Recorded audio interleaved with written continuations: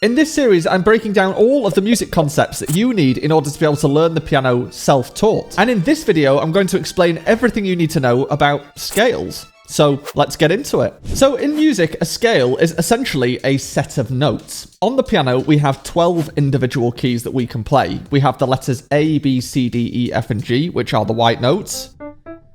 And we have the 5 black notes that go in between those white notes. This gives us 12 possible keys that we can play on the piano, and scales narrow these keys down so that we only have a certain set of these notes. Pretty much all music that you will listen to or play use a scale in order to be able to narrow down the notes, and also so that the notes sound good together. And although there are many different types of scales that you can find, the most common type of scale is a major scale. A major scale uses just 7 notes, so out of the 12 possible keys on the piano, if you are playing using a major scale, you will just be playing 7 of those 12 notes. And there are actually only 12 major scales to learn. There's one starting on each of these notes. The most common scale to start learning is the scale of C major, and that's because the 7 notes that are used in a C major scale are just the white notes. So that scale is C, D, E, F, G, A, and B. The other 11 scales alter these notes by including something called sharps and flats. In music, the word sharp just means 1 up. So if I want to play a C sharp, for example, I will play the key that's 1 up from a C. So this is a C sharp. And the word flat in music just means 1 down. So if I want to play the note E flat on the piano, then I will play this key here because it's 1 down from an E. This means that there is a scale that has 1 sharp, a scale that has 2 sharps, 3 sharps, 4 sharps, 5 sharps, 6 sharps, and 7 sharps. And there is also a scale that has 1 flat, 2 flats, 3 flats, 4 flats, 5 flats, 6 flats, and 7 flats. So C major has no sharps and no flats. It just has the white notes. But G major, for example, has 1 sharp, and that is an F sharp. That means that a G major scale has the notes G, A, B, C, D, E, and an F sharp instead of an F. If we learn these scales and these sets of notes, that can help us in many ways when we're learning music. Firstly, if we see a piece of music that is in the key of G major, then we know which 7 notes we're going to be using throughout that piece of music. We're going to be using G, A, B, C, D, E, and F sharp. Whereas if we see a piece of music that's in the key of C major, we know that the notes we're going to be using are the white notes. Secondly, if we see certain patterns within music and we've practiced the scales, then we already know which fingers we're likely to use. A very common finger pattern for a lot of the major scales is to play finger 1, 2, 3,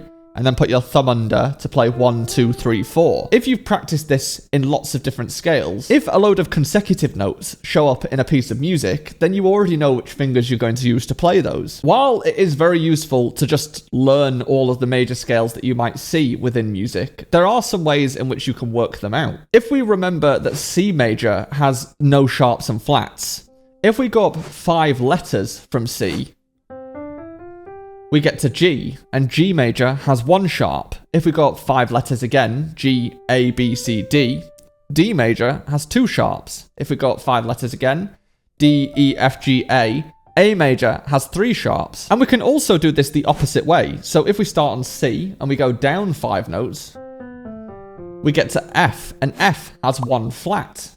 If we go down 5 letters again, we get to B, and B flat has 2 flats. For all of the flat keys, they all have flat in the name except for F major, and for the sharp keys, it is only the last 2 scales, F sharp and C sharp, that have sharp in the name. And to work out exactly what those sharps or flats are, every time we add a sharp, then it's always the 7th note in the scale. So from C, if we go to G major, which has 1 sharp, it's actually the 7th note in a G major scale that is sharpened, so that's the F sharp. If we got 5 notes from G to D, then D major has 2 sharps. Now this has the F sharp that G major had, but it also has a C sharp because that's the 7th note in the scale. So that is D, E, F sharp, G, A, B, C sharp. If we got 5 notes again from D, we get to A, and that has the F sharp and the C sharp that D major had, but it also now has a G sharp as well, because that's the 7th note in the scale, so that's the one that gets sharpened. So that scale is A, B, C sharp, D, E, F sharp, and G sharp. Now that is for the scales that have sharps in them. For the scales that have flats in them, it is actually the 4th note in the scale that gets flattened. So C major has no sharps or flats. If we go down 5 notes to F, F major has 1 flat, and the note that is flattened is the 4th note in the scale. So that is a B flat instead of a B. So that scale would be F, G, A, B flat, C, D, E. If we go down 5 notes again, 1, 2, 3, 4, 5, we get to B.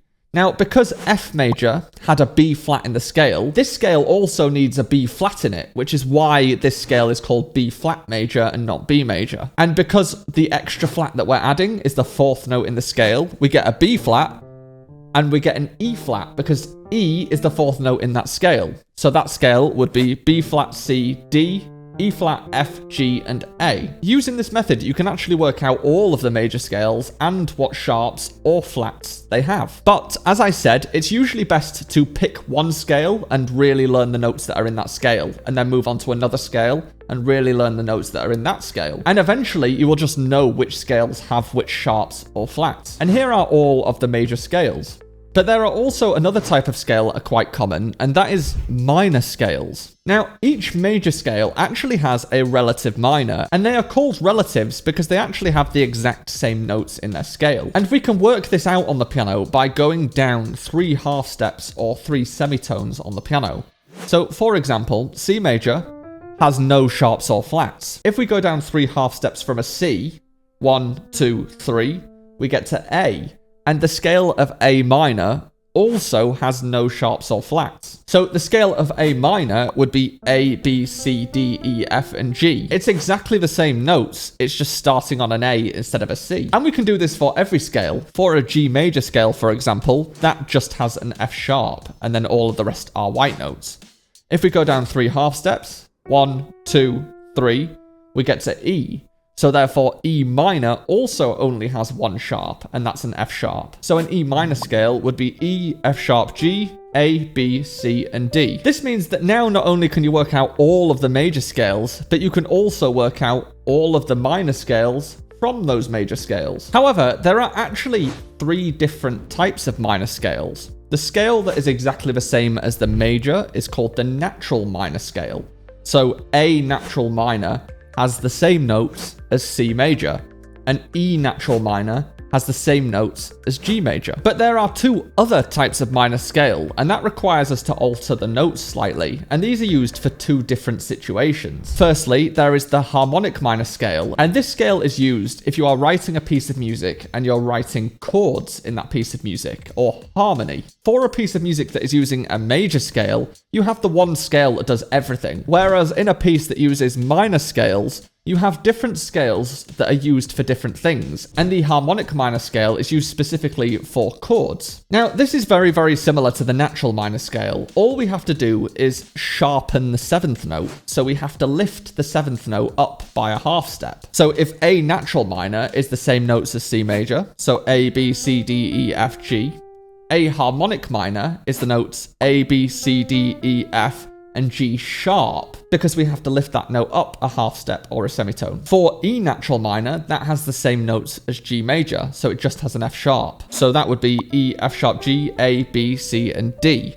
But if we wanted to play E harmonic minor instead, then we would sharpen the 7th note. So we would get E, F sharp, G, A, B, C, and D sharp. The final type of minor scale you will see is the melodic minor scale, and this is used if you are playing a piece of music that's using minor scales and you are writing a melody. So the harmonic minor is used for harmony or chords, and the melodic minor is used for melodies. And for this scale, we actually sharpen the 6th and 7th note of the scale. So for A minor, we would have A, B, C, D, E, and then we would have an F sharp and a G sharp, because that's the 6th and 7th note in that scale. Now, interestingly, we only do this if the melody is ascending. So when we play this scale, we only sharpen the notes if we're playing ascending, going up in pitch. When we come back down again, we turn them back into just a normal G and a normal F.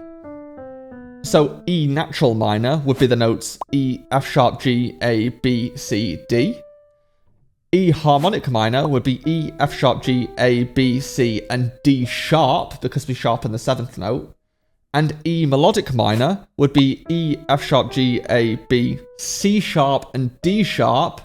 But then on the way down, we would have a normal D and a normal C.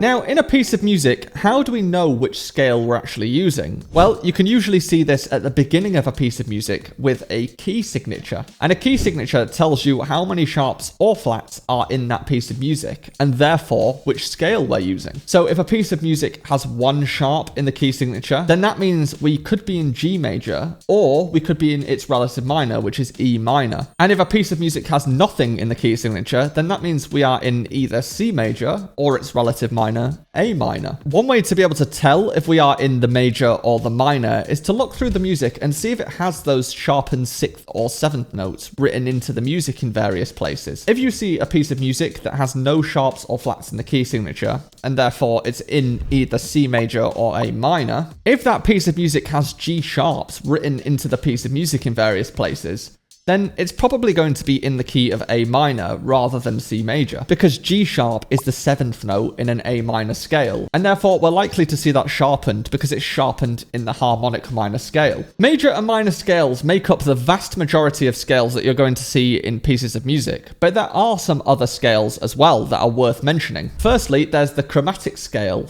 Now, a chromatic scale is literally every note. So a chromatic scale starting on C would sound like this, playing literally every note on the piano. Then there is a type of scale called the whole tone scale, where we only play whole steps on the piano. And a whole step is where every note is 2 keys away. So for example, C to D is a whole step because there is a C sharp or a D flat in between those 2 notes, so therefore it's 2 keys away. D to E is a whole step because there is a key in between those notes as well. E to F is a half step because there is no key in between those. So if we wanted to play a whole step, we'd play E to F sharp. A whole step above F sharp is G sharp. A whole step above G sharp is A sharp. And a whole step above A sharp is C again. So a whole tone scale would be C, D, E, F sharp, G sharp, A sharp, C. Then there is another scale that is actually used quite a lot on the guitar, and that is something called a pentatonic scale. Now, as with any word that starts with pent or penta, this means that there are 5 notes in the scale.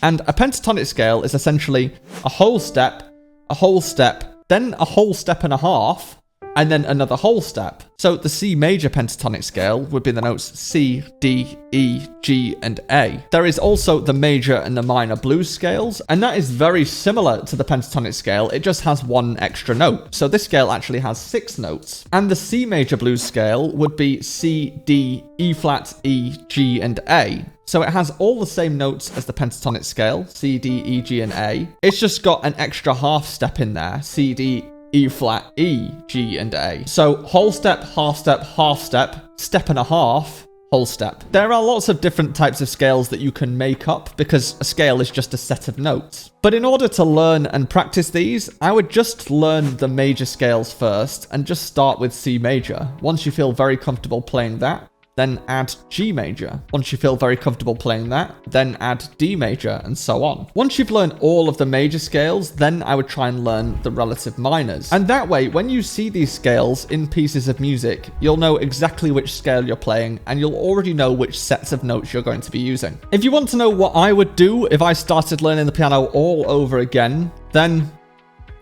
head on through, and I will see you there.